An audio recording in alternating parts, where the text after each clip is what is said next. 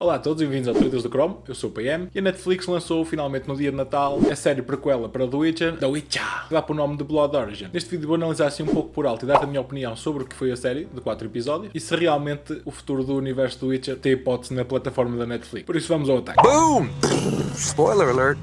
A franquia The Witcher, pelas mãos da Netflix, tem visto os seus altos e baixos, com os fãs do universo de Geralt of Rivia a verem a gigante do streaming muitas vezes a desviar-se no que nos é apresentado no material de origem. Porém, as duas primeiras temporadas do White Wolf foram medianas, com grande parte dos fãs a concordar que Henry Cavill carregava a série às costas. Mesmo sendo esse o caso, a Netflix fez um grande investimento para conseguir criar este universo e, de certa forma, quer obter os lucros com este investimento. Além da série principal, também já tivemos um filme de anime sobre a origem do Vesemir, que é o mentor de Geralt, e filme esse que foi algo satisfatório. Não perfeito, mas algo mais satisfatório do que foi a série principal. Com isso em mente, a expansão do universo Witcher era lógica para a Netflix, por isso resolveu lançar mais uma prequela, onde explicaria o conceito da criação do primeiro Witcher e que iria apresentar o que é a conjunção das esferas, sendo isto um evento místico que deu origem ao mundo do Witcher. Porque para quem não conhece o universo do Witcher e apenas vê a série, isto são completamente eventos desconhecidos. Agora falta saber se fizeram um bom ou mau trabalho. O Blood Origin saiu em pleno dia de Natal e com apenas 4 episódios com 1 hora de duração, foi uma espécie de filme que poderíamos ter visto depois de comermos vários doces típicos da época. The Witcher Blood Origin é no seu conceito uma ideia muito boa e aquilo que o primeiro episódio nos mostra, que é o melhor da série, diga-se, é bastante interessante. A série mostra-nos o mundo antigo dos elfos e as lutas que eles têm entre si, com os vários clãs a representar a essência deste mundo. Contudo, a partir do primeiro episódio, a série cai num precipício gigantesco, que destrói bastante o que é o conceito do universo do Witcher. Não só conseguiram arruinar os dois personagens mais interessantes da série, com a adição de mais personagens que não adicionaram praticamente nada à história, como o conceito da viagem entre mundos apenas destrói o interesse daqueles que amam este universo e que já o conhecem. Se apenas conheces The Witcher pelas séries da Netflix, poderá dar-te ou ter uma sensação diferente, mas no próprio contexto que a Netflix criou, eles se contrariam na história que apresentam, sendo a criação e a origem do The Witcher a principal contrariação que eles fazem, porque nos 3 projetos que nos apresentaram até agora neste universo, existem 3 maneiras diferentes de criar um Witcher, o que não devia de ser todo o caso, apenas deviam manter isto coeso. Ao ver o desenrolar da história, não podia não comparar a uma cópia barata do Senhor dos Anéis, em que parecia mais estar a ser forçado um enredo à la Irmandade do Anel. Não só nos foi apresentado vários clãs, e destes clãs foi escolhido uma pessoa para se juntar a este grupo, como também a formação deste grupo não faz qualquer sentido em primeiro lugar. E para juntar à festa, no final em que vemos o suposto Witcher, parece mais uma versão de um Hulk cinzento, em que parece que os escritores viram o Age of Ultron e olharam,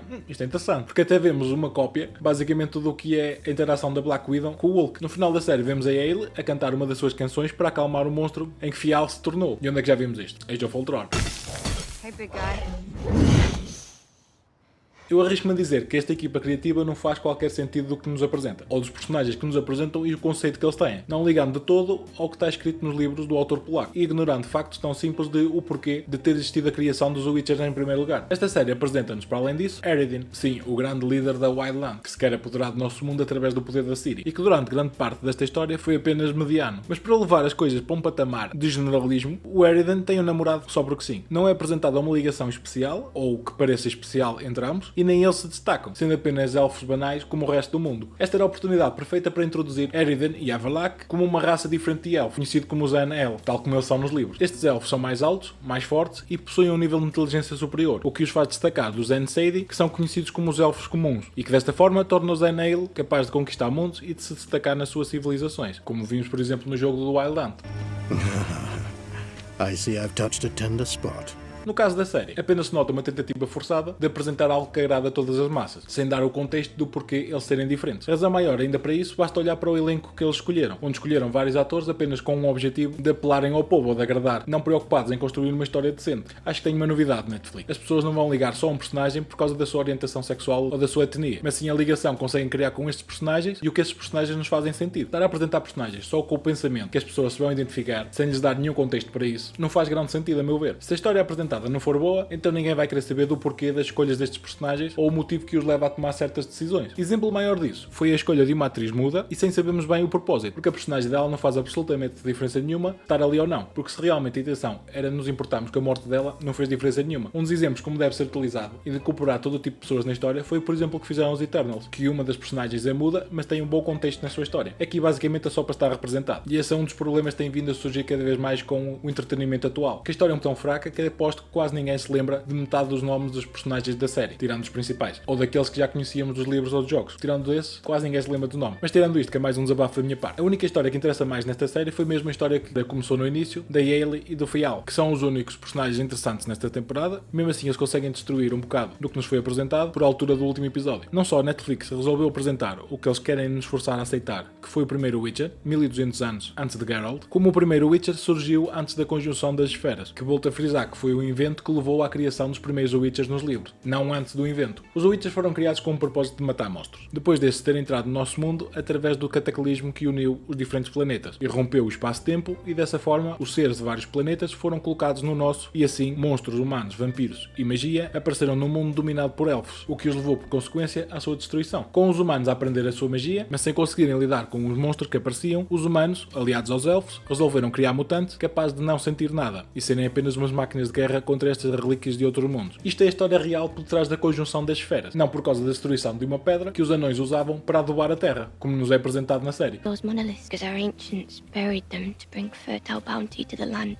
Já agora, o primeiro Witcher surgiu 300 anos antes de Geralt, não foi 1200 como é apresentado em Blood Origin, mas isto já é o menos. Além disso, a série também nos apresenta Avallac'h, lembram-se, o poderoso, o sage, ou sábio feiticeiro, como quiserem, que tem até a capacidade de controlar os poderes da Ciri, que são os mais poderosos do mundo, devido ao seu sangue ancestral, pois ele é apresentado nesta série como um jovem aprendiz dos magos elfos. E apesar deste ser um ponto razoável de se aceitar aqui, porque nesta altura ainda é um jovem aprendiz e poderá ganhar muito mais impacto no seu futuro, a minha questão fica é se alguém consegue levar a série. Porque pode ser da série toda no geral, mas parece que falta um pouco de carisma ao personagem. E esta é a minha dúvida que fica em relação à apresentação do Avallac'h. De lembrar que esta prequela tem algum impacto na terceira temporada da série principal da Witcher, uma vez que nos é apresentado Avallac'h e ele tem bastante significado na história dos livros. Isto se eles seguirem os eventos dos livros, porque como já foi falado antes, supostamente esta terceira temporada vai ser baseada no Time of the Compton, ou Tempo do Desespero, e é também, na minha opinião, o melhor livro da saga. E neste momento não tenho muita fé que eles façam justiça. Mas outros pontos que me tira bastante do sério deste enredo é que eles nos apresentam supostamente o primeiro Witcher. E até nisto eles alteraram o que é a essência destes seres tão devastados pela humanidade e pela magia. Antes da derradeira batalha, Fial e Ellie enroscaram-se lá numa cena romântica e este Witcher engravida a moça, como nos é mostrado no final da série. E este é outro ponto que não faz qualquer sentido. Porque para aqueles que sabem, os que não sabem vão aprender agora, os Witchers são inférteis, devido às suas alterações nos seus órgãos e dos mutangines que recebem para ganhar as suas habilidades. Eles perdem a habilidade de reproduzir. A razão para isso é que eles não possam procriar no futuro, mantendo assim a sua espécie controlada. Mas a série alterou completamente até esse parâmetro, ao introduzir um bebê que supostamente vai ter as capacidades de um Witcher já na barriga da mãe. Para além disso, a Netflix volta a alterar como é a sua versão de origem de um Witcher, porque na temporada 2 foi-nos apresentado que os Witchers são criados pelo Elder Blood, o que já na altura não fez qualquer sentido. Mas após isso, o anime que saiu do Vesemir dizia que os Witchers eram criados por um grupo restrito de sages, tinham o conhecimento da magia e da alquimia para fazer um Witcher. E nesse anime não havia qualquer menção de elfos ou do Elder Blood. Esses sages também acabaram por morrer e não sobrou qualquer conhecimento de como criar novos Witchers. Daí ser uma das razões por eles estarem em queda. Mas por alguma obra divina, na segunda temporada do Witcher, o Vesemir diz que sabe como criar novos Witchers. E tudo o que precisa é de uma amostra do sangue da Ciri, que é Elder Blood. E que a atriz diga algumas palavras mágicas, que é mais um tiro no pé. Que era bastante improvável ela saber o feitiço que os antigos sages usavam para criar novos Witchers. Outro ponto a ter em conta é que na segunda temporada o Elder Blood é o ingrediente para criar o Witcher. E a flor Fineweed apenas cresce onde o Elder Blood foi derramado, sendo a flor apenas um sinal da presença deste sangue. Agora chega a série do Blood Origin e diz basicamente o oposto, que a flor Fineweed é que é o ingrediente para criar os Witchers, porque este primeiro Witcher surge antes de haver sequer Elder Blood. Are you serious? Uma vez que o Elder Blood só surge depois da conjunção das esferas. O que por sua vez também implica que é a flor que dá origem ao Elder Blood, visto estar agora presente na barriga de Ellie. Por esta lógica, todos os Witchers deviam ter Elder Blood, não? É uma completa confusão, portanto. É o que eu tenho a dizer sobre isto. It's a mess. It's a mess. Mas ainda há mais uma parte má sobre isto. É que aquela rapariga na taberna tem visões do futuro, é a Caitlyn, que é uma das lendas mais importantes em The Witcher. Ela tem o dom para as adivinhações e fazer profecias. A mais conhecida de todas. É uma que dá por nome de Ein Intelligent Speech, que prevê o fim do mundo. Nesta série, Caitlyn diz que aquele bebê, filho de um Witcher, volto a frisar, vai ser basicamente a antepassada da Ciri. Sim, ouviste bem. Aquele bebê será provavelmente a Lara Dorren, que é conhecida neste mundo como a traidora dos elfos, porque se apaixonou por um humano e teve um filho com ele, quebrando a linhagem do Elder Blood, ou assim se pensava na altura. A Ciri tem o o Elder Blood, que é o sangue ancestral que concede poderes únicos na franquia do Witcher, e a profecia de Itelline diz que uma rapariga com este sangue vai salvar o mundo da grande catástrofe que será o White Frost, que é um mundo completamente congelado em que vai levar à extinção todos os seres vivos. O Elder Blood foi algo que os elfos concederam para evitar que esta profecia se tornasse realidade e dessa forma salvar a sua raça. Também existe a lenda que os portadores deste sangue têm as suas capacidades mágicas melhoradas. Contudo, isto é a história nos livros e nos jogos, porque nada disto faz grande sentido na série, porque a linhagem do Elder Blood começa como um protótipo do Witcher, que, volto a dizer, não podem ter filhos. Para além disso, uma das características das portadoras do Elder Blood é que todas têm cabelo prateado e os olhos verdes esmeralda, coisa que nenhum dos pais desta criança tem. Para concluir e não me alongar muito mais disto, tendo em conta os rumores que têm surgido dos bastidores do Witcher e depois de ver o que fizeram em Blood Origin, é muito fácil para mim acreditar nestes rumores e de que realmente o pessoal que lá está apenas goza com o universo Witcher, como estes rumores dizem que eles o fazem, e que ainda dizem que conseguem fazer algo melhor do que o material de origem. E tendo em conta o que nos têm apresentado até agora, há quem tenha que chamar a razão. A saída do Henry Cavill pode estar muito ligada à sua curta duração de volta como Superman, mas a verdade é que, tendo em conta como ele é fé deste mundo, como ele diz que é, acho normal ele querer sair desta confusão. O desrespeito que eles apresentam estes personagens tão únicos é insuportável. E sinceramente o meu interesse pelo universo do Witcher, pelas mãos da Netflix, está apenas preso para um fio. Não porque a série nos apresenta algo que ainda nos dê esperança, se bem que devo dizer que esta série me deixou mais curioso que a temporada 2, devido aos vários enredos que eles não explicam e deixam abertos, para o mundo ancestral, onde não temos grandes referências nos livros. O meu interesse em continuar a ver isto é porque sou demasiado fã deste universo, sendo de outra maneira acho que o pessoal desiste. No que toca à minha pontuação, habitual, que eu faço de 0 a 5 estrelas, nunca pensei dar uma nota tão má a algo que analisasse, tendo em conta que eu tento ver sempre um ponto positivo naquilo que nos é apresentado, mas nesta série é basicamente impossível. E o sentimento de revolta que me dá a ver isto é... Deste modo, dou à série do Blood Origin apenas uma estrela, porque simplesmente fraco é apenas algo que está ao nível do aceitável do que vi.